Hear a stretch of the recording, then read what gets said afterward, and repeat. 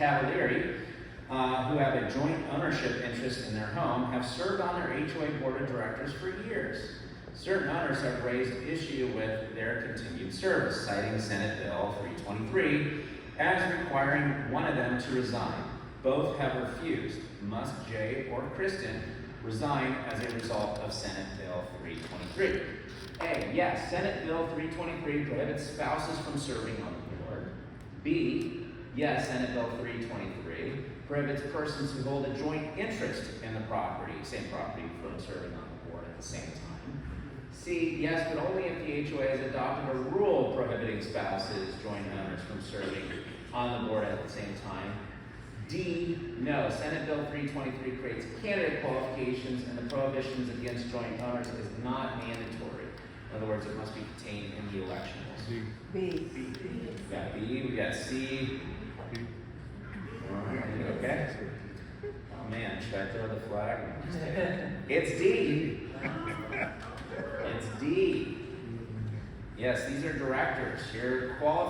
SB 323 adopted or allowed the board to adopt only a limited set of candidate qualifications. It applies to candidates, it doesn't apply to directors. If you want to impose qualifications as to directors, you actually need to get that in your bylaws. However, with recent changes in the law, there is kind of a nuance to this now.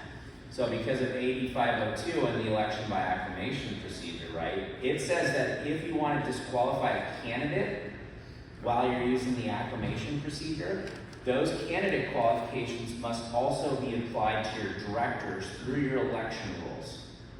So what does that mean? Well, if you want to use the election by acclamation procedure and you want those candidate qualifications to apply to directors, you need to amend your election rules to make sure that those candidate qualifications also apply to directors. And then through that situation, yes, you can't remove them from the board this time around, right? Because they have to be in place at the time they get seated. But once they run again, obviously they're not going to be able to run together because you have a candidate qualification. So, and it prevents a situation from arising. Let's say she runs, he doesn't run, she gets elected, and now she decides, I want to appoint my husband to fill this vacancy. She can't do that anymore because now we have these qualifications applying to new directors. He is now technically a new director, and they can have him removed from the board or declared vacant. So, very nuanced, very technical, and sorry to bore you with those little details, but it's very important. So, anyway, that's it.